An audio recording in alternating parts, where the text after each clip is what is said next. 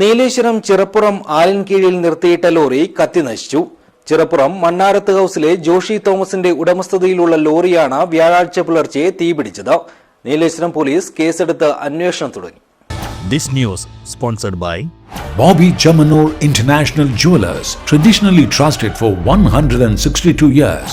നീലേശ്വരം പോലീസും കാഞ്ഞങ്ങാട്ട് നിന്ന് അഗ്നിരക്ഷാസേനയും എത്തിയാണ് തീയണച്ചത്. ലോറിയുടെ ക്യാബിനും എഞ്ചിനും ഉൾപ്പെടെയുള്ള ഭാഗങ്ങൾ പൂർണ്ണമായും കത്തിനശിച്ചിരുന്നു. യഥാസമയം തീയണയ്ക്കാൻ സാധിച്ചതിനാൽ വൻ അപകടമാണ് ഒഴിവായത്. സമീപത്തായി വേറെയും ലോറികൾ നിർത്തിയിട്ടിരുന്നു. അപകടത്തിൽ 4 ലക്ഷത്തോളം രൂപയുടെ നഷ്ടമാണ് കണക്കാക്കുന്നത്.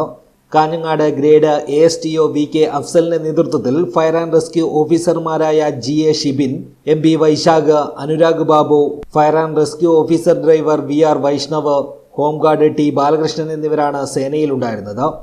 ഉടമ ജോഷി തോമസിന്റെ പരാതിയിൽ നീലേശ്വരം പോലീസ് കേസെടുത്ത് അന്വേഷണം ആരംഭിച്ചിട്ടുണ്ട്.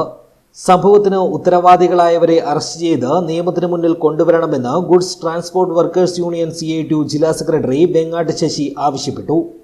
News bureau, Nileshwar.